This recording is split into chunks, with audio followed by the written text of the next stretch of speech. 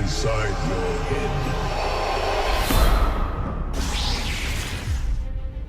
Hey everybody, welcome back to the LuckyDog podcast. This is your host, Elias Roush. This podcast is sponsored by EliasRoushMedia.com. Today we are discussing Star Wars, Episode 9, The Rise of Skywalker.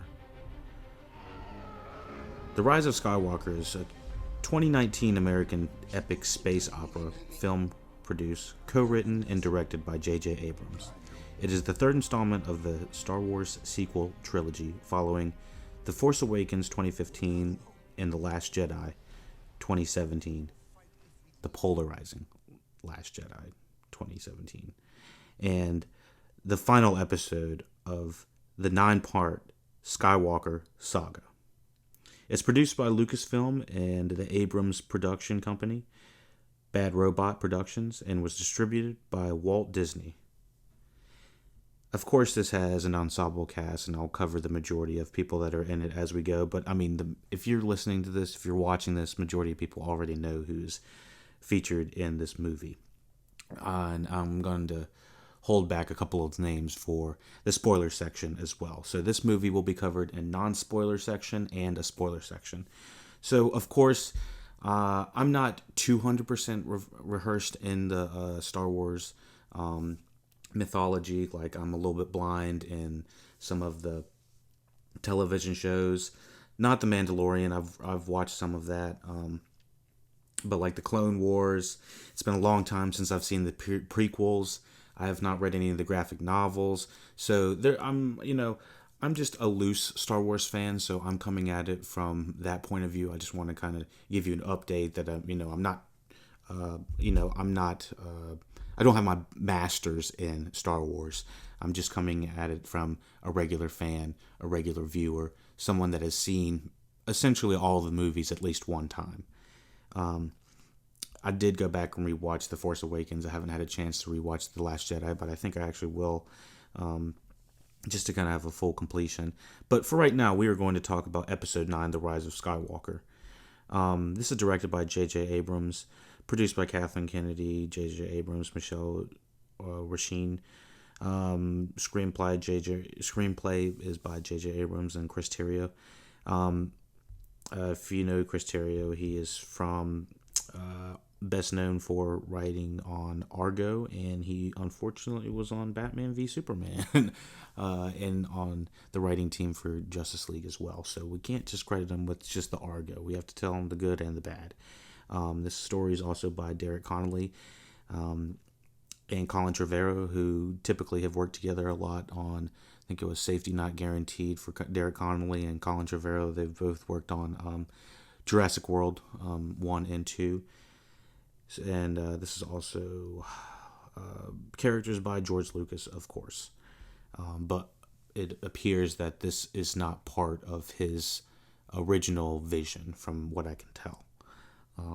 If George Lucas had a vision, a lot of people will say the prequels were kind of jumbled in a way they didn't feel like they were cohesive.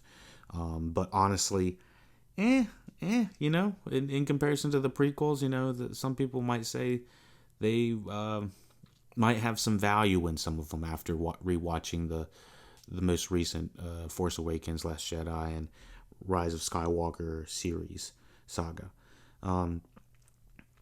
This was announced almost immediately after The Last Jedi was. Most people would agree that The Last Jedi was extremely polarizing, and so, as in, it kind of diverted from the original franchise methodology in a way that said anybody can be a Jedi, or anybody can, possess the Force in a way, versus having like a lineage or a mythology, a history behind the characters that are needing to possess these powers. And so The Last Jedi would do, it sort of retconned a little bit of what The Force Awakens did in the way that it was structured.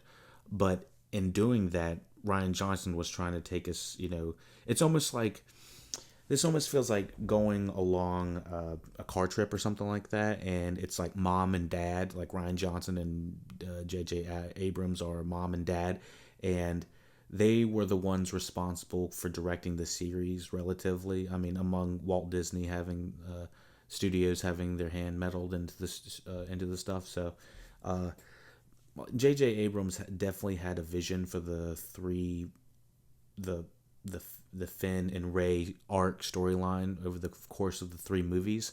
And so when Ryan Johnson came in there, he kind of added this differentiating speciality of making it so anybody could be, quote unquote special. Anyone could possess this power. But that's not exactly what was mixing well with what J.J. Abrams was trying to do. So essentially it felt like oil and water trying to mix together, in my opinion. For what it's worth, I'll give a quick summation of The Force Awakens in one or two sentences. I really admire the reboot they had with The Force Awakens, but I really think they leaned too hard into the nostalgia of it. And if they would have leaned a little bit more into the characters, it would have served the overall arc of these last three movies a lot better for the characters, in my opinion. The Last Jedi, don't hold the tomatoes, everybody. I know everyone's super polarized about it. Does he love it? Does he hate it? Oh, we're gonna get him either way. It's hold the pitchforks. Okay, so I saw The Last Jedi twice with that. You remember Movie Pass back in the day? That shitty company. Don't ever do it. Well, I got to see The Last Jedi twice that time, and I remember seeing it, and even thinking back on it, I do really admire some of the cinematography that that movie provided. It had some of the most iconic imagery that I can remember in the last three movies. When I'm thinking of the last three movies, I think The Last Jedi has some of the best visuals, just from lighting and color standpoint, not necessarily a story or anything like that.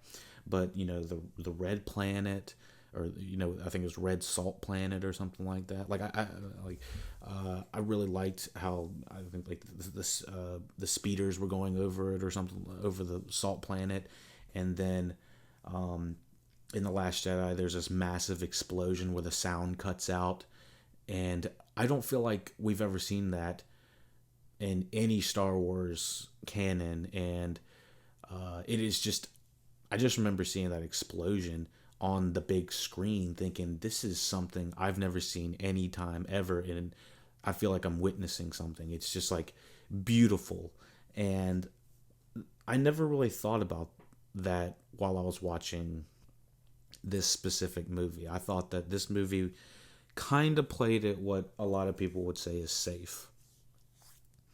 So, those are my opinions of the last two movies. Let me pull up my notes real quick for the Rise of Skywalker. I thought I had them up already. Sorry. So overall, I would say The Rise of Skywalker, it's a fun movie, but in a saga that has lasted since when did the original Star Wars come out? I'm gonna have to pull that up real quick. So Star Wars, okay, 1977. So given that, it's been 42 years coming to this. And of course we're going to compare a lot of things to Marvel, given that Marvel has had some amazing success with the amount of movies they've been able to produce. But really looking back on it, it's, their ability to create, what was it, over 20 movies, and it culminate in such a shorter amount of time. I think it was from 2007 or something, Iron Man came out, and then Avengers Endgame came out this year. So, in less than half the time, Marvel was able to complete, I'd say, a better arc than Star Wars was. Now, this is not a podcast about, comparing the two, but I'm just saying in comparison, I think that they played their cards better with the Marvel package, And in a way that, looking back on the Marvel movies, they almost feel like individual episodes to an overarching television show. And then Infinity War and Endgame were the culmination of that large amount of, let's just say 20 hours of movie television. They're not actually movie television, but they were on the big screen. But I'm just saying that the movies, the individual Thor movies, the individual Ant-Man movies, the individual Spider-Man movies, they feel like they could almost be boiled down to one or two episodes of a television show, with it ending all in Infinity War and in Endgame. Now, for Star Wars, that would be the three movies that were created in the 70s and I think early 80s. I don't remember what the let me see. What was it? Star Wars, the last movie came out, I think, in the 80s. But anyways, what was it? Star Wars.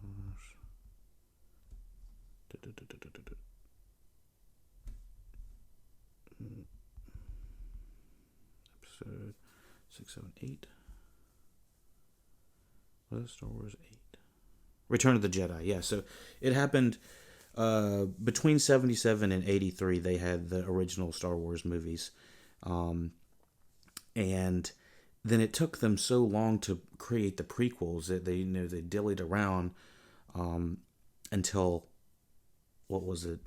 The 2000, The Phantom Menace, which was in 1999.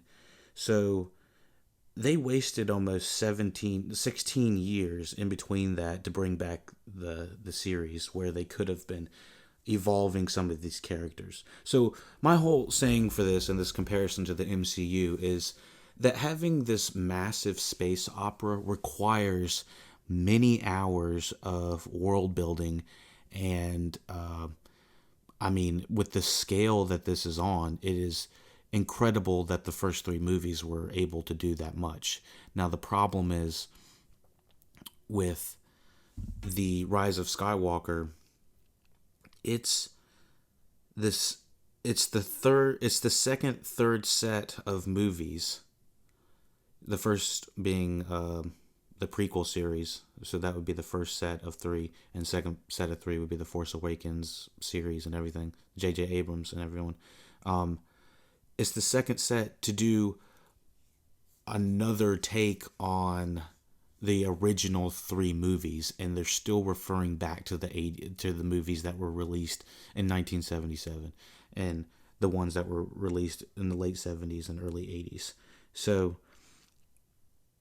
the fact that they're still referring to that is kind of problematic, in a way that this movie is kind of trying to play it safe on all corners. It's trying to have its cake and eat it too. It's trying to have fun, but also tie up the loose ends in the last three movies. The last three movies have been kind of, like I said, going on an adventure, and you're going in two different directions. Or J.J. Abrams wants to take the fast road, and Rian Johnson wants to take the scenic road, and so we got to meet in the middle somewhere.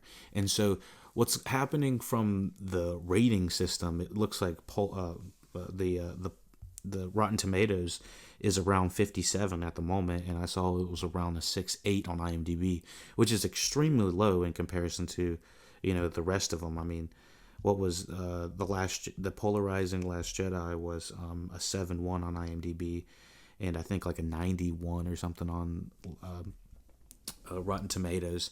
So it's surprising to see that this is getting bashed that hard. I will say some of the faults that this movie is presenting at the front of it is the rushed and underdeveloped characters, and that goes along with just not planning this out far enough in advance. It's like, when I rewatched The Force Awakens, I immediately determined that these characters, Finn and Rey, have a lot of charisma behind, these actors have a lot of charisma, but, their backstory is not all that interesting, to be honest. And they kind of just linger on it here and there, but they're so focused in The Force Awakens with hitting you upside the head with, what they have to do is introduce these new characters in the first, 30 minutes, and then the second 30 minutes is, introduce the characters and then introduce the problem and how you're going to defeat the problem, and then the second hour is dealing with the problem. And it kind of feels somewhat of a, running on the treadmill a little bit, because I feel like we spend so much time with these characters, but we don't learn all that much about them and, what they, what they like. I feel like in some scenarios in this series, we're learning more about the side characters and more about their motivations than we are about our main characters. And mostly because our main characters are having to be dragged through the mud with, having to deal with the history of Star Wars. Now, the Skywalker saga and, the Palpatine and the Darth Vaders and the Kylo Rens of them all. They're always having to deal with this kind of ominous bad figure. And it's kind of a tried out plot line. It's like, all right, we get it. Let's do it. Let's defeat the Death Star again. I mean, literally, I just watched The Force Awakens and they talk about it's not the Death Star, it's the Death Star times 10, and it's literally the same. It's the same bullshit. It's the same bullshit. Another problem with some of these characters is I don't want to be the guy that's bashing this movie, because I honestly did enjoy the movie, and I was semi-satisfied with the ending, and I was trying to, not go in with rose-colored glasses. I wanted to, try to go in unfiltered and not know as many reviews as possible, so I'm just now listening to reviews and what people are thinking about it. A lot of people are saying that the writing's not great, and I'd say, yeah, the writing's, subpar. It's adequate for what it is.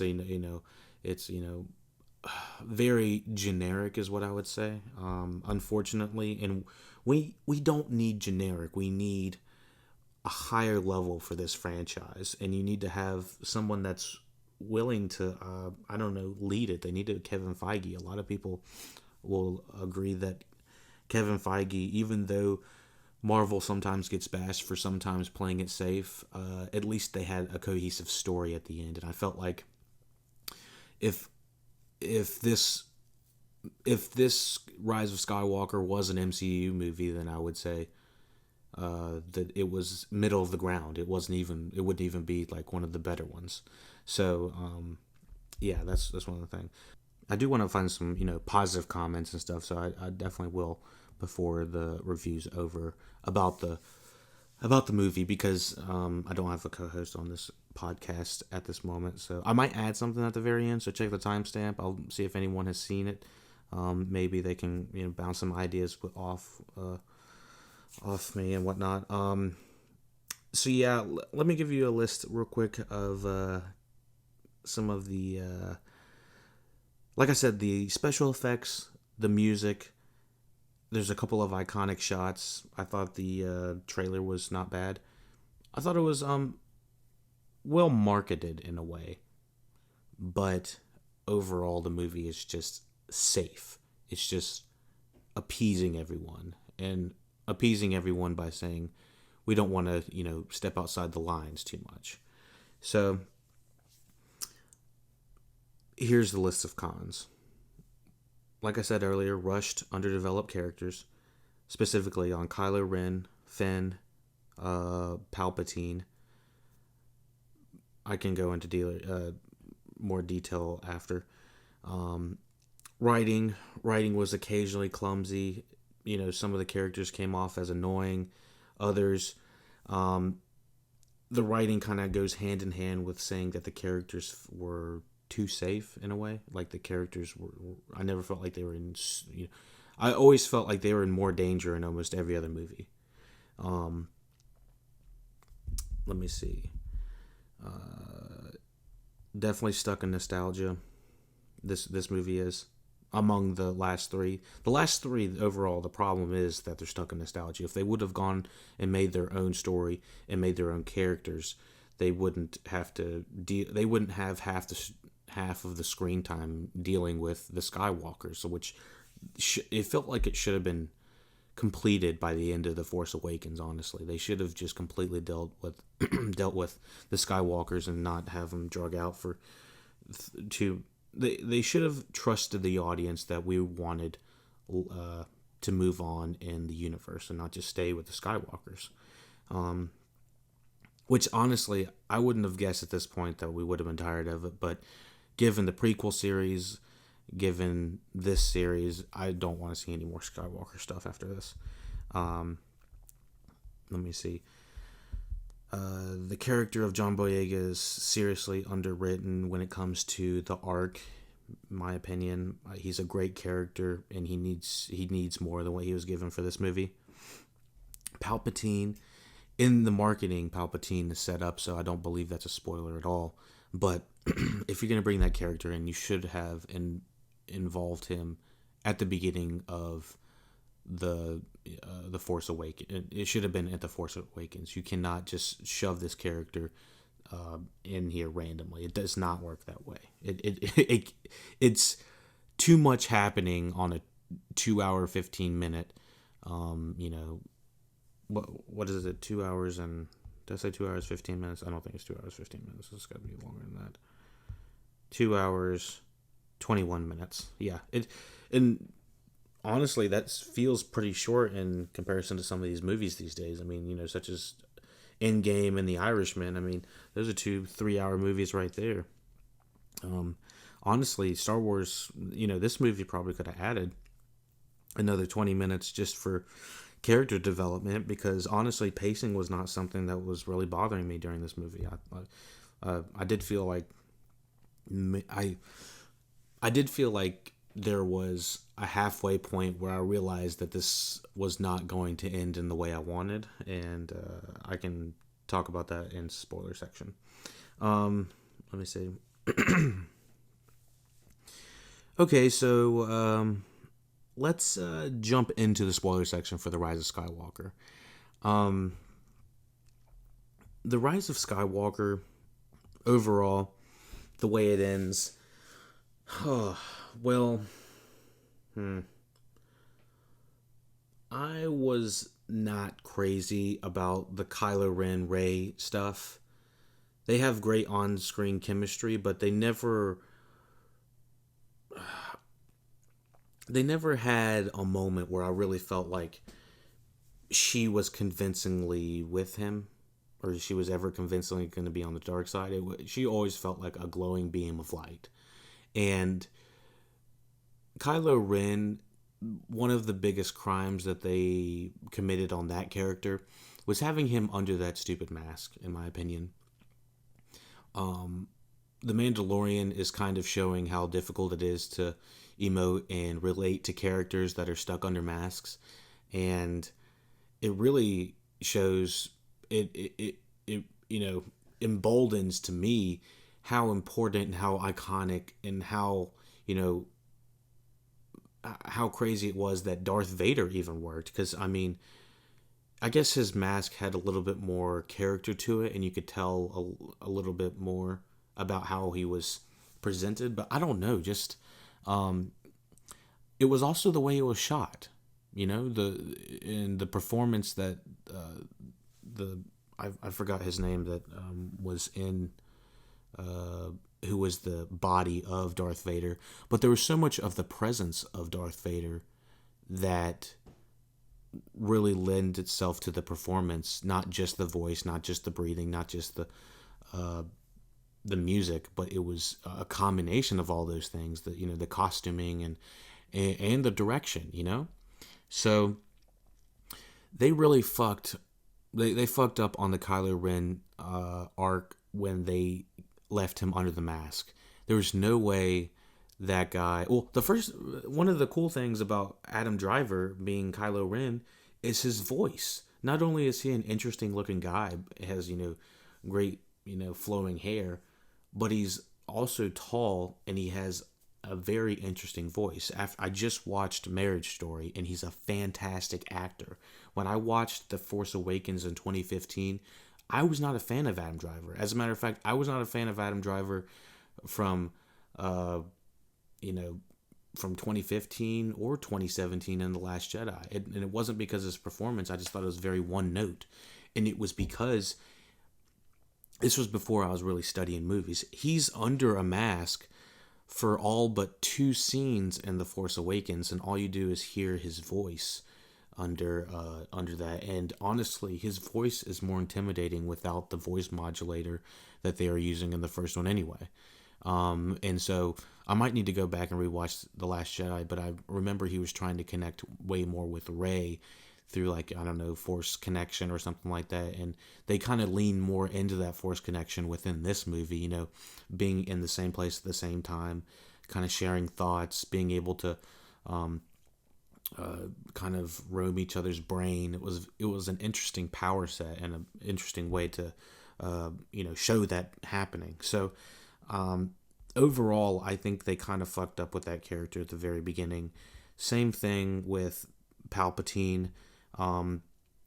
They kind of told us about Kylo Ren. I think it was in The Last Jedi that Luke Skywalker is the one explaining, you know, what Kylo Ren did and how he was, you know, Luke was going to try to take him out, but it was all told to us, and it was very expository in a fast motion.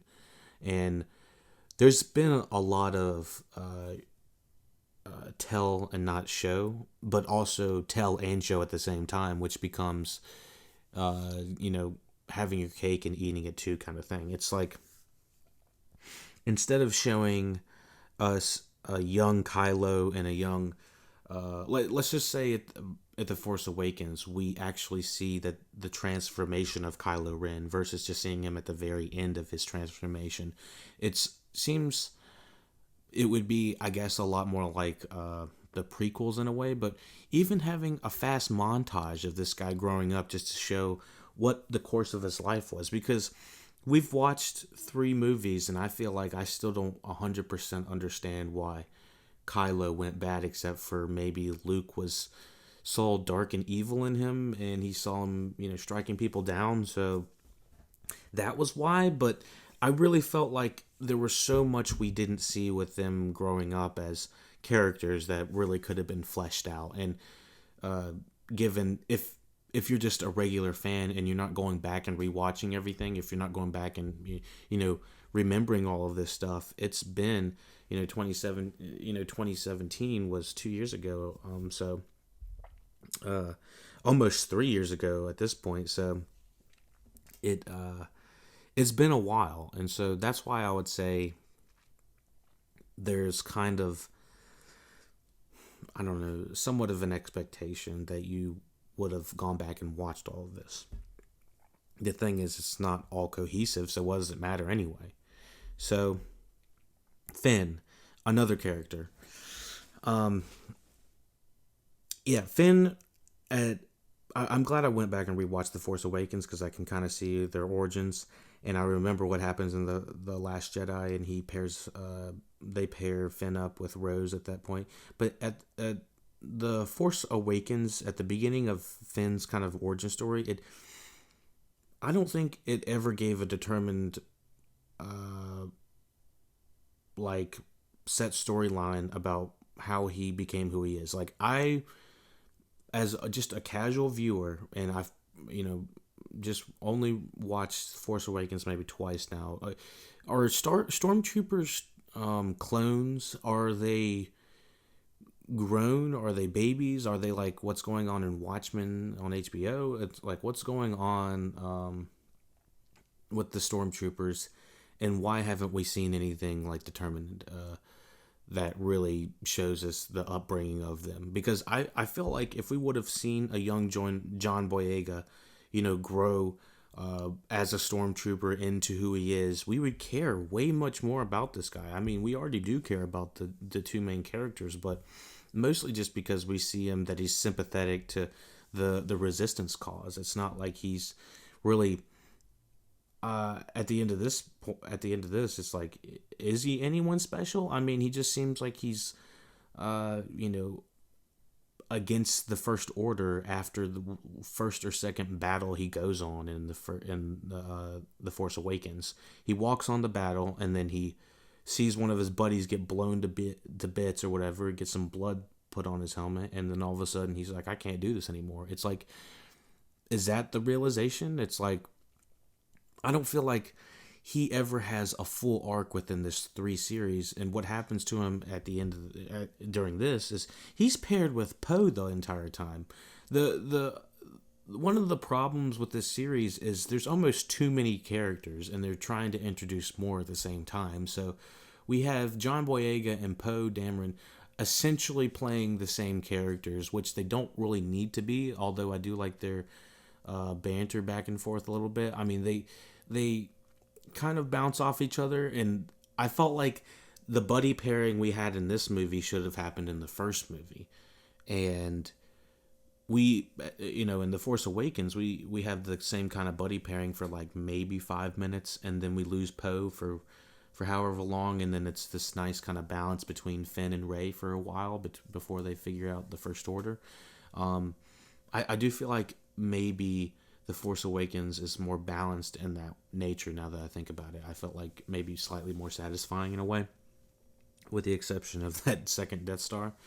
But yeah, so Poe and Finn unfortunately seem to be playing the same character, and it's very difficult to kind of have an arc for both of them, and it be satisfying. Finn, the entire series, it feels like he's trying to find a love interest, and they just don't know what to do with him. They even kind of force Rose on him on The Last Jedi, and that was the worst, most... I'm just baffled by that kiss that they had to do in The Last Jedi. It was... I'm assuming that he's playing that, I was not ready, but he plays that kiss like the actor was completely not ready and not into it. Like, come on, just give Rose a little bit back. She's giving 99% and he's giving less than 1%. It is so hard to watch that kissing scene, especially because or the kiss during The Last Jedi, especially because she has this really hammy dialogue, saving the people that we love or something like that, which it was a nice piece of dialogue, but it was kind of like, you're in the middle of a fucking battleground, like there's no time for this shit right now. It was interesting. So let me see, we're in the spoiler section, so we can pretty much talk about anything. It was great to see Harrison Ford in this again. It felt like it was a regrounding of the series a little bit when we saw him, and it appears that it was a memory of Kylo's, but still, I thought it was, well, he does talk about her being gone, as in Leia, and so yeah, that was obviously a difficult topic to handle, and let me talk about that whole Leia situation. As most people know, Carrie Fisher passed away, what I think was it 2018 at this point? Let me see if I can find that correct. Carrie Fisher passed away in 2016, and at the age of 60. Wow, that's too young. That's also too young, for this day and age. But yeah, she lived an absolutely full life. She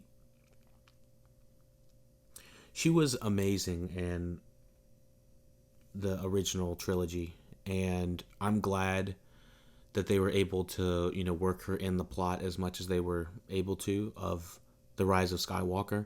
And just a handful of scenes, I could tell that they probably were just, that they had a couple limited options that they could use for her character. But ultimately, I thought it sort of made sense. I'm not exactly sure how else they would have done it. It's such a tricky topic to cover. So I think what had happened was Kylo Ren and Rey were fighting, and I think Rey gets the upper hand on Kylo and stabs him in the stomach. It looks like in the lung or something like that. And when he goes down, she feels Leia pass away. I guess the soul or the spirit pass, and I think we see the audience we see her hand fall down to the ground. So Leia's hand, and Leia's covered in a white sheet, which I thought was probably the best way to cover to respectfully you talk about that topic. And my only thing is, why did Rey bring back Kylo at that point? I thought that was kind of a weird transition for that character. Rey is on a search for discovery of identity throughout this movie, and people are constantly asking, who are you? Who are you with? What's your last name? Where are you from? And throughout the movie, we find out that Rey is Palpatine's granddaughter, and that's just that's a big oh hell no. But the thing was, a lot of people had been talking about who her lineage is or was, and the thing is, there was only a handful of people that were that age that it could have been, and it probably wasn't going to be Lando.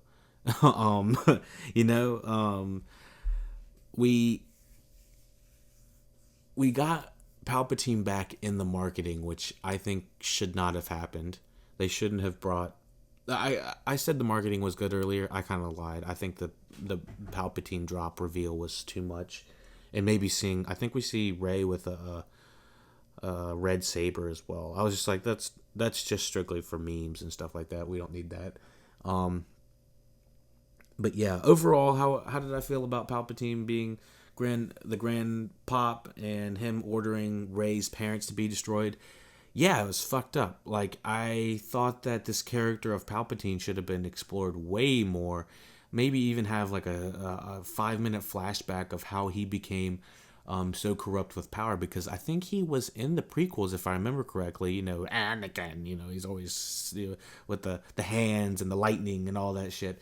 He's always cackling in a way. That's what I was thinking. But he, I always felt like that guy, even in the prequels, he just felt like a one-note guy. He's just like uninteresting as a overall character, and to have him be the man behind the curtain, pulling the strings, it's like, okay, that's kind of that was kind of expected, and it wasn't that big of a reveal. I mean, if it was a big reveal for you, congratulations. I wish that I had that I wish I had that feeling, but I was like, oh, okay, it's not like I was like, oh shit, it's not like that. And he says that taking me down is going to put the possession of the Sith within you, Rey, and that's how the is transferred. It's like, what are you talking about, man? Who makes these rules? I'm just curious, like, who makes the Jedi rules, the Force, and all of this bullshit? Because he's just like making up these fucking Monopoly ass rules, like as they're going down. It's like the rules and the laws of the Jedi seem to be slightly inconsistent, just with I don't know, when it comes to just, I don't know, exploring what they are able to do. Sometimes they can jump 20 feet in the air, stop ships, hold them with the Force. What is it? What else? Lightning. That's always good if you want to, have lightning come from your fingertips and stuff like that. It's like levitate stuff, and it feels, and then convince people to do your bidding, mind control kind of thing. I mean, it's almost an unlimited amount of stuff that these people can do, and it feels like it's always so select when all of this is happening. Sometimes I don't know why wouldn't they just have like 5 or 6 people that could do the Force? I know that not everyone can do it, so I know it's just like this is very hypothetical, but I would just tell like an army of these stormtroopers to do my bidding, or maybe even show Palpatine convincing them to do it. I mean, with all this mind control bullshit going on, shouldn't that be more of a factor into this world? I feel like that's just kind of casually like let go. It's like, I guess since it's so like temporary, I guess it doesn't last long. But I mean, you can just make up the rules and just say that, oh, we've got mind control on everybody, so that's what's gonna happen. That would be a crazy thing. What if you had like that shit go down? I don't know. It's always stormtroopers versus a Jedi, and it's whatever. I'm just kind of blabbing on at this point. But anyways, this was the first time I thought C-3PO was actually kind of annoying. He has like one or two lines that I laughed at. But overall, I was like, this character of C-3PO is just here to give exposition and drop little side comments that are supposed to be funny that are just kind of just like, hey. Donald Gleason, Dom Null Gleason, as General Hux, has been all over the board of being a good guy, being a bad guy, being a good guy, being a bad guy. Well, not a good guy. I kept saying good guy. Being a funny guy, being a bad guy, being a funny guy, being a bad guy. And now he finally comes out as the good guy. And he's like, I'm the spy. And the way that this happens just seems so ham-fisted. I was like, this is some Adventure Family Time bullshit. Like, it was immediately at that mark that I was like, this is where the movie's gonna nosedive, because I realized I really liked the first half of this movie, and then once he comes out as a spy, I was like, this is starting to become sloppy writing, because obviously he's a fucking, this is ridiculous. And I wasn't gonna say obviously he was a spy, but he gets killed almost immediately. But the way that came out, no one would ever do that. That just seems ridiculous. Why would you ever come out like that? Especially talk that loud in front of like people, and you're on a fucking like spaceship Death Destroyer, something star, I don't know, that probably has some fucking cameras somewhere, I'm assuming that they have some security around here somewhere. So, didn't know Kerry Russell was Zori Bliss. But at one point we actually think that we lost Chewbacca. And I was like, dude, this is fucking ballsy, man. Like, I was like not ready for all of that. So when she's holding that ship down, I was like, oh shit, this is about to be legit. She's about to land the whole thing or about to blow up Kylo Ren or something. But then the fucking ship blows up, and then we see everyone's like, Joey! And I was like, oh shit. But then, like, not 2 minutes later, he's back, and it's like, all right, they couldn't do Chewie like that. I didn't know how they were going to bring him back if they were. I was like, they're going to have to do some time shiftiness with this. I don't know. Billy D. Williams as Lando Calrissian. He was great in this. It was great, really, to see that character reprised. Dominic Monaghan from Lost came through as Beaumont, and he had absolutely nothing to do. Billy Lord as Lieutenant Connix. I barely recognized her because she was actually acting, so straight and sane. I feel like every time I see her, she's always so, eccentric and always doing some craziness. Anything else we gotta cover over here? The return of Luke Skywalker was a lot of fun. I'm very curious about what people are thinking when it comes to these reprisals that are happening. It almost felt like The Last Jedi was like, destroy the Skywalker series and let's go on with a kind of a different take, go on with a different story. And this is trying to bring them all back for one last, I was gonna say Yahoo, but what is it? Hoorah! Yeah, we're gonna bring them all back for one last Yahoo, But yeah, so this very much feels like it's trying to close the cap on the last few moments they possibly could and squeeze the last little bit of juice they have of the Skywalker series, because it is just done. And yeah, among other things, the action I'd say is probably the most memorable for me personally. I liked the fact that we saw, well, actually, we saw a de-aged Luke and Leia, and they kind of looked de-aged and whatnot, but I still enjoyed the cameo nonetheless. If you call that a cameo, which is still scary because, technically it feels like in like 10 years it feels like they could just do Star Wars all over again and use the original cast just using de-aging technology or just some sort of computer tech, CG tech that de-aged everybody. Wouldn't that just be crazy? We just have Star Wars all over again. What if we had the original Han Solo, we had the original Luke and Leia, and we could actually see them go, off and actually practicing with the lightsaber? What if we actually saw extended scenes of this and we saw, some of the missions that Han Solo went? It was actually Harrison Ford. I mean, we're at the turning point where it's going to be hard to tell how, who's on screen and who's not, because I mean, between The Irishman, Gemini Man, and The Rise of Skywalker, when it comes to de-aging, and I guess like something like Captain Marvel did something like that for Marvel itself has had some de-aging throughout the movies as well, and I thought all of that generally looked pretty good as well. Most of it just comes down to body movement and function, and can an 80-year-old man act like a 40-year-old man again? And so that's when it comes to be a little bit more tricky. But yeah, so honestly, what are people saying?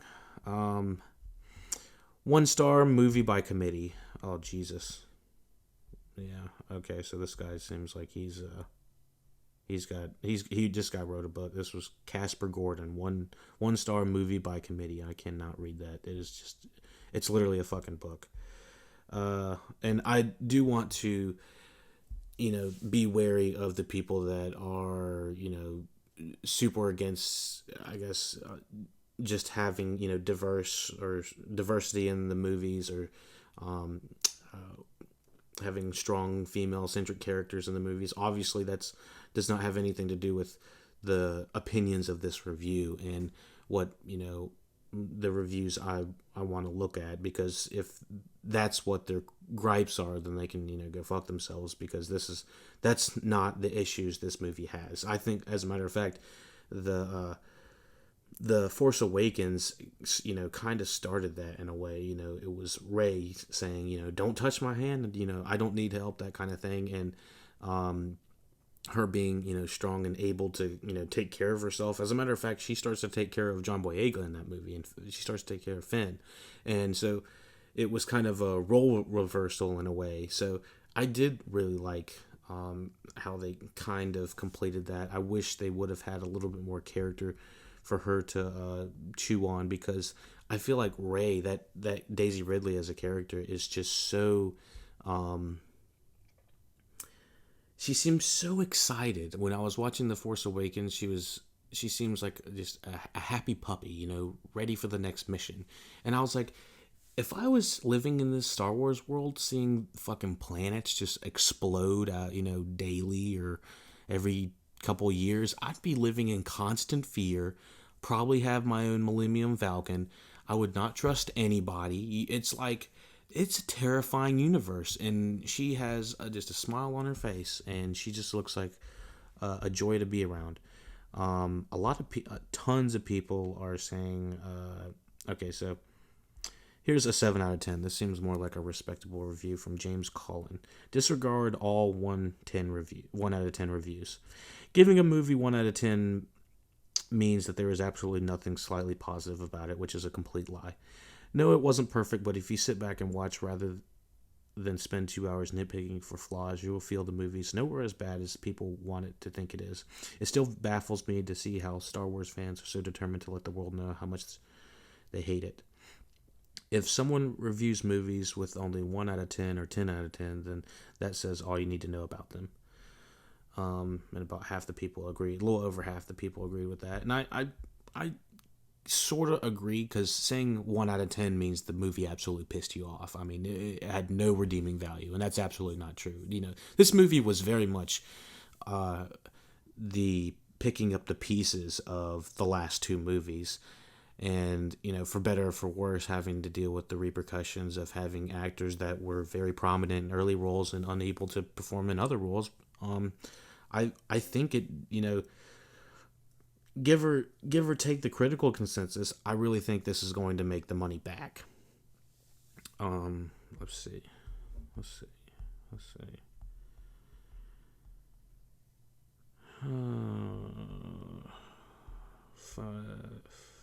Okay, so 5 out of 10. Like a 2-hour long trailer for some epic saga. I'm a lifelong Star Wars fan, and this was the first time I came out disappointed.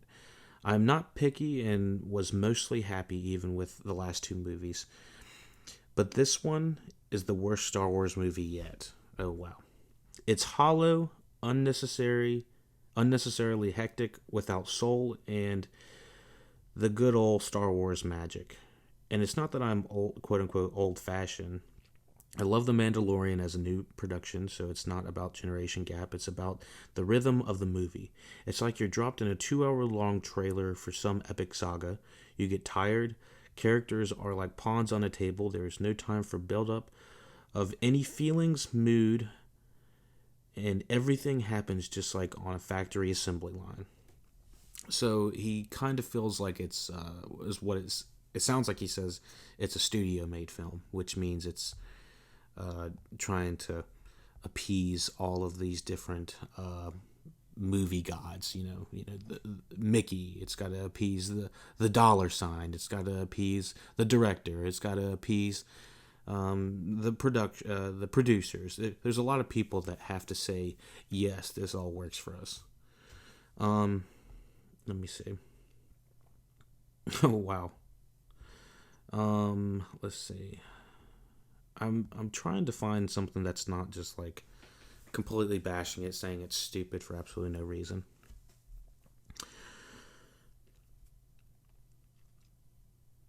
Okay.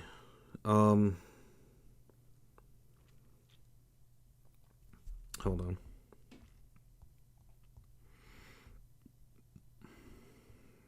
Okay. This is very interesting, just seeing all of these people talk about. It seems like a lot of the reviews and what people are kind of pointing the quote unquote blame at is either J.J. Abrams or Kathleen Kennedy when it comes to the IMDb reviews, obviously. And these are not reflective of all reviews. I'm just trying to see what's happening on here. Let me see. 9 out of 10. Don't Believe the Negativity by Luke J. It seems like a lot of people are holding out on to the old era of Star Wars. Whilst everyone knows and loves the originals, it would be pointless to make a film that was identical to them. This film isn't perfect, and you can definitely see the presence of Disney, but the budget only helps with the scale of the film, and it feels like Star Wars. It's entertaining for both a general viewer and Star Wars fans alike. A definite movement on TFA and The Force Awakens and The Last Jedi. Brilliant cinematography and the lightsaber fights, bittersweet endings for many characters, and the introductions of new ones. They recalled old characters as well. A great way to end the trilogy and a great addition to the Star Wars universe.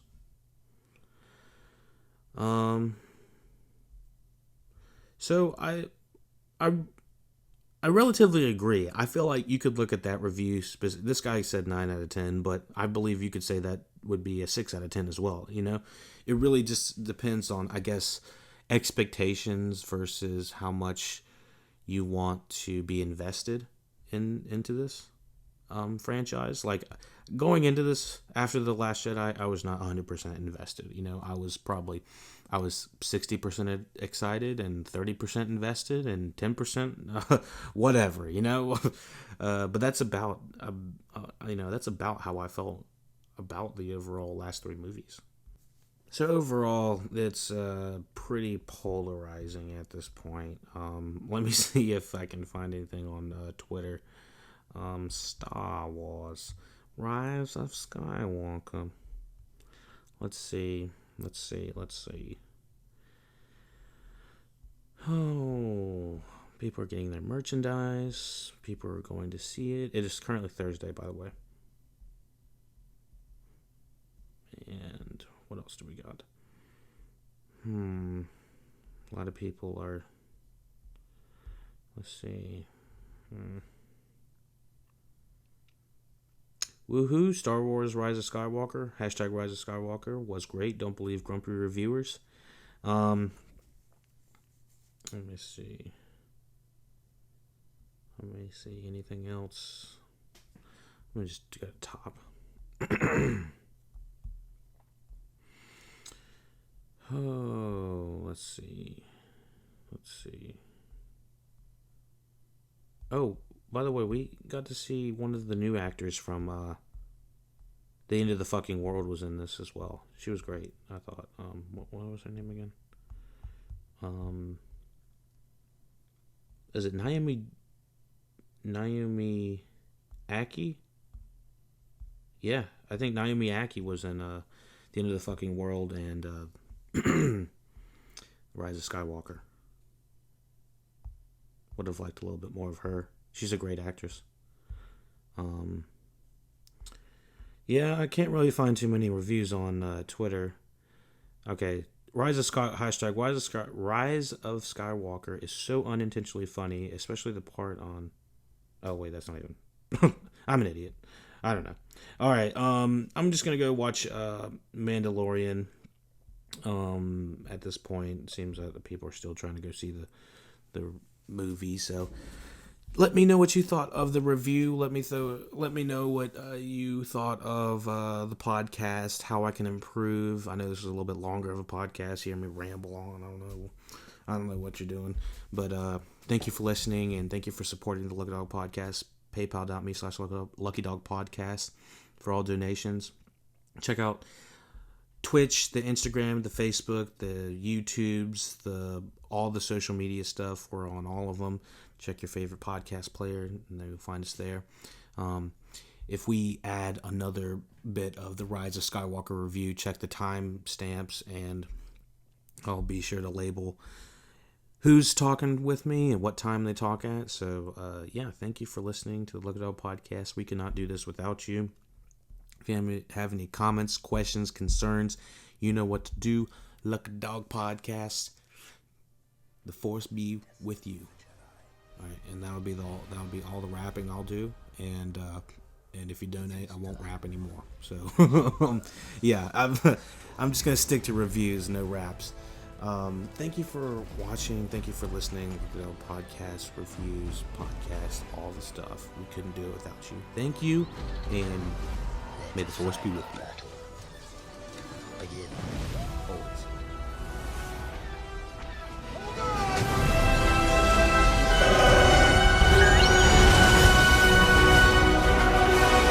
Your journey.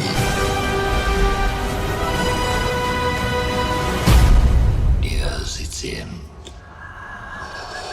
Impressive. Then